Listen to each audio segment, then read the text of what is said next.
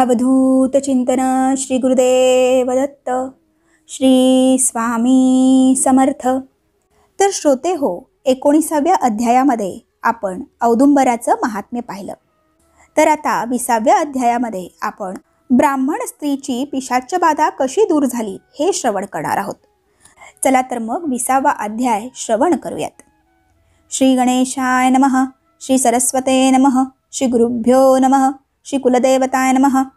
तर श्रोते हो, नामधारकाने सिद्धमुनींना विचारले, महाराज, श्री गुरु नृसिंह सरस्वती योगिनींना आशीर्वाद देऊन गाणगापुरास गेले, तरी ते गुप्त रूपाने औदुंबर क्षेत्री राहिले असे तुम्ही सांगितले. त्याचा प्रत्यक्ष अनुभव कधी आणि कोणाला आला? श्री गुरु गाणगापुरास गेल्यानंतर पुढे काय झाले ते मला सविस्तर सांगा. मला ते ऐकण्याची फार इच्छा आहे. नामधारकाने असे विचारले असता सिद्धमुनींना फार आनंद झाला. ते म्हणाले, नामधारका, औदुंबराचे महात्म्य किती सांगावे. आजपर्यंत अनेक चमत्कार झाले आहेत, ते सगळे सांगणे शक्य नाही, पण त्यातील एक मोठा अद्भुत चमत्कार सांगतो. तो तू लक्षपूर्वक ऐक. शिरोळ नावाच्या गावात गंगाधर नावाचा एक ब्राह्मण होता. त्याची पत्नी शांत आणि सरळ स्वभावाची होती. कशास काही त्यांना कमी नव्हते, परंतु त्यांना एक मोठे दुःख होते. त्यांना झालेला मुलगा जगत नसे. एक पिशाच्च त्यांना झालेल्या मुलाला मारून टाकत असे. त्यांना 5 पुत्र झाले, पण त्यातील कोणीही जगला नाही. त्यामुळे ती ब्राह्मण स्त्री अतिशय दुःखी होती. मुले जगावीत म्हणून त्या दोघांनी अनेक नवसायास केले, व्रते उपवास केले, अनेक देवदेवतांची आराधना उपासना केली, पण कशाचा काही म्हणून उपयोग झाला नाही. त्यामुळे ती पती पत्नी अतिशय निराश, उदास, दुःखी असत. आता यावर काय उपाय करावा? प्रत्येक वेळी मुलगा जन्मास आला असता मरतो, याचे कारण काय आणि यावर उपाय काय, असे गंगाधराच्या पत्नीने त्याच गावातील एका ब्राह्मणाला विचारले असता त्या ब्राह्मणाने त्यावर बराच विचार केला. त्याने ज्योतिषाभ्यासाने सर्व काही ओळखले. मग तो तिला म्हणाला, तुझे पूर्वजन्मातील कर्मच या दुर्भाग्याला कारणीभूत आहे. पूर्वजन्मी तू शौनक गोत्रातील एका ब्राह्मणाकडून ऋण घेतले होतेस. त्याचे कर्ज तू फेडले नाहीस. त्याने तुझ्याकडे अनेक वेळा मागणी केली, पण तू त्याच्या धनाचा अपहार केलास. त्याला फसविलेस.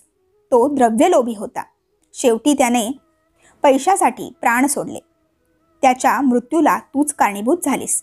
त्यामुळे तुला दुहेरी पातक लागले. त्या ब्राह्मणाच्या मृत्यूनंतर त्याची उत्तरक्रियाही केलेली नाही. त्यामुळे तो पिशाच्च झाला आहे.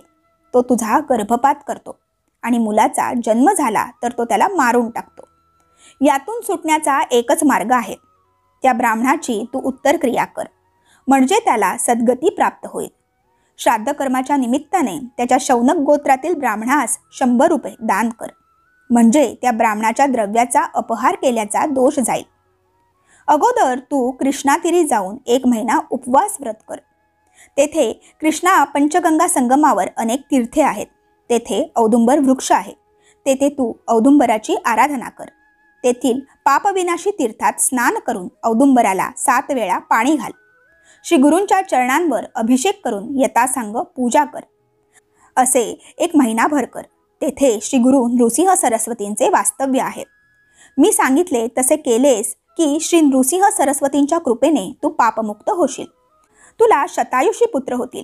नंतर ब्राह्मणाला 100 रुपये द्यावयाचे. ही सर्व कर्मे त्या ब्राह्मणाच्या प्रित्यर्थ करावयाची आहेत. यामुळेच तुझे सर्व दोष जातील.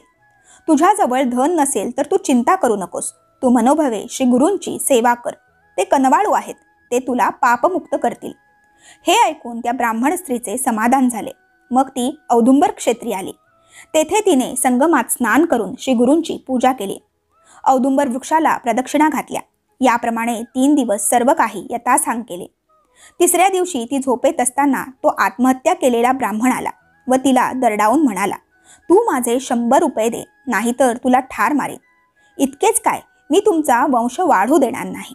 तुझे सगळे प्रयत्न व्यर्थ आहेत. तुला पुत्र होणार नाही. झालास तर तो जगणार नाही. असे म्हणून तो पिशाच्च ब्राह्मणीला मारण्यासाठी धावला. भयभीत झालेली ती स्त्री औदुंबराआड लपली. तिथे तिला श्री गुरु दिसले. ती त्यांच्या मागे लपून बसली. श्री गुरूंनी तिला अभय दिले. मग त्यांनी त्या पिशाच्च ब्राह्मणाला दरडावून विचारले, काय रे, तू या स्त्रीला कशासाठी मारतो आहेस? त्यावर पिशाच्च ब्राह्मण म्हणाला, स्वामी, या स्त्रीने गतजन्मी माझ्या धनाचा अपहार केला. त्या दुःखाने मी प्राणत्याग केला. स्वामी, आपण कनवाळू आहात, कृपाळू आहात. तुमचे सर्वांवर प्रेम आहे. तुम्ही या स्त्रीची बाजू घेऊन पक्षपात करू नये. त्यावर श्री गुरु संतापून म्हणाले, तू माझ्या भक्ताला त्रास दिलास तर मी तुला शिक्षा करेन. मी सांगतो तसे वाग, यातच तुझे कल्याण आहे. ती जे काही देईल ते मुकाट्याने स्वीकार. तू ताबडतोब चालू लाग. माझ्या भक्ताचे रक्षण कसे करायचे ते मी पाहीन. मी माझ्या भक्ताची वंशवृद्धी करीन. आता जर पुन्हा आलास तर मी तुला कडक शिक्षा करेन. श्री गुरूंनी असे ठणकावून सांगितले असता वरमलेला तो पिशाच्च ब्राह्मण श्री गुरूंना वंदन करून म्हणाला, स्वामी, माझे भाग्य थोर म्हणून तुमचे दर्शन घडले. आता माझा उद्धार करा. तुम्ही आज्ञा कराल त्याप्रमाणे मी वागेन. त्यावर श्री गुरु म्हणाले, या ब्राह्मण स्त्रीने तुझे उत्तर कार्य केल्यावर 10व्या दिवशी तुला सद्गती प्राप्त होईल. त्या ब्राह्मण पिशाच्याने ते मान्य केले. मग श्री गुरु त्या ब्राह्मण स्त्रीला म्हणाले, तुझ्याजवळ जे काही थोडेफार धन असेल ते त्या ब्राह्मणाच्या नावाने खर्च कर. अष्टतीर्थात स्नान करून औदुंबराला जलाभिषेक कर. असे केलेस तर तुझे ब्रह्महत्या पाप नाहीसे होईल. तुला दीर्घायुषी कन्यापुत्र होतील. हे सगळे त्या स्त्रीने स्वप्नात पाहिले. तिला एकाएकी जाग आली. तिने डोळे उघडून इकडे तिकडे पाहिले, पण कोणीच दिसत नव्हते. स्वप्नात पाहिलेली गुरुमूर्ती तिच्या मनात ठसली होती. स्वप्नात श्री गुरूंनी सांगितलेले सर्व काही तिने केले. ती ब्रह्महत्या पातकातून मुक्त झाली व त्या पिशाच्यालाही मुक्ती मिळाली. एके दिवशी श्री गुरूंनी तिला स्वप्नात दर्शन दिले. 2 नारळ तिच्या ओटीत घालून तिला म्हणाले, आता तू व्रताचे उद्यापन कर. तुला शतायुषी आणि ज्ञानी पुत्र होतील. तुमची वंशवृद्धी होईल. आता कसलीही चिंता करू नको. श्री गुरूंनी असे सांगितले असता त्या ब्राह्मण दाम्पत्याला अतिशय आनंद झाला. त्यांनी श्री गुरूंच्या आज्ञेनुसार व्रताचे उद्यापन केले. ती ब्राह्मण स्त्री शापमुक्त झाली. काही दिवसांनी त्या स्त्रीला श्री गुरूंच्या आशीर्वादाने 2 पुत्र झाले. मोठ्या पुत्राचे मौंजी बंधन केले व धाकट्या पुत्राचे 3ऱ्या वर्षी चुडा कर्मविधी करण्याचे निश्चित केले. परंतु चुडा कर्मविधीच्या आदल्या दिवशी मध्यरात्री तो मुलगा अचानक आजारी पडला आणि मरण पावला. आई वडिलांना अतिशय दुःख झाले. मुलाचे प्रेत मांडीवर घेऊन ब्राह्मण स्त्री मोठ्या मोठ्यांदा रडू लागली. नात्यागोत्यातील लोक जमले. सर्वांनी परोपरीने समजूत घालण्याचा प्रयत्न केला, पण त्याचा काहीही उपयोग झाला नाही. लोक म्हणाले, जे विधिलिखित असते ते टळत नाही. देवांनाही मरण टळत नाही. तेथे आपल्यासारखा माणसांची काय कथा? काळ हा मोठा बलवान आहे. लोकांनी तिला खूप समजवण्याचा प्रयत्न केला, पण तिला ते पटले नव्हते. ती म्हणाली, असे कसे होईल? औदुंबर क्षेत्री वास्तव्य करणारे श्री नृसिंह सरस्वती दत्तात्रेयांचे अवतार आहेत. तुला दीर्घायुषी पुत्र होतील असा त्यांनी आशीर्वाद दिला आहे. तरीही असे कसे घडले? श्री गुरूंच्या वचनाला कमीपणा येत असेल तर विश्वास तरी कोणावर ठेवायचा? आता मी काय करू? मला मरण आले तरी बरे होईल. आता मी प्राणत्याग करीन असे म्हणून ती श्री गुरूंना दोष देऊ लागली. ती म्हणाली, स्वामी महाराज, तुमचे वचन खोटे कसे ठरले? तुमचे वचन म्हणजे ब्रह्मवाक्य. त्याला आज तडा गेला. तुम्ही ध्रुवाला, विभीषणाला वर दिलात. हे तरी कसे मानायचे? तुम्ही माझी उपेक्षा केलीत. वाघाला घाबरलेली गाय एखाद्याच्या आश्रयाला जावी आणि घात करावा, तसेच हे घडले आहे. रंजले गांजलेले अनेक मोठ्या आशेने औदुंबर क्षेत्री येतात. तुमची सेवा करतात. आता त्यांनी विश्वास कसा ठेवायचा? आता तुमची उपासना कोण आणि कशासाठी करील? असे बोलून ती अतिशय शोक करू लागली. प्रेताला कवटाळून ती रात्रभर रडत होती. अंत्यविधीसाठी पुत्राचे प्रेत देत नव्हती. आता मलाही जाळा असे म्हणू लागली. लोक नाईलाजाने घरी परत गेले. त्याच वेळी तेथे एक बालब्रह्मचारी आला. त्याने त्या स्त्रीला शांत करण्याचा प्रयत्न केला. इतकी कथा सांगून सिद्धमुनी नामधारकाला म्हणाले, नामधारका, तो बालब्रह्मचारी म्हणजे मनुष्यवेश धारण केलेले श्री गुरु नृसिंह सरस्वतीच होते.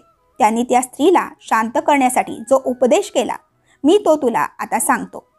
ग्रंथकार सरस्वती गंगाधर सांगतात, हे श्री गुरुचरित्र भक्तिभावाने श्रवण पठण करणारा मनुष्य शतायुषी होईल. या ग्रंथाचे परमश्रद्धेने श्रवण करणाऱ्याला कोणतीही शारीरिक व्याधी होणार नाही. झाली असल्यास ती तात्काळ नाहीशी होईल. हे माझे शब्द माना. अशा रीतीने श्री गुरुचरित्रामृतातील ब्राह्मण स्त्रीची पिशाच्च बाधा दूर केली नावाचा अध्याय 20वा येथेच समाप्त होतो. बोला अवधूत चिंतन श्री गुरुदेव दत्त. श्री स्वामी समर्थ.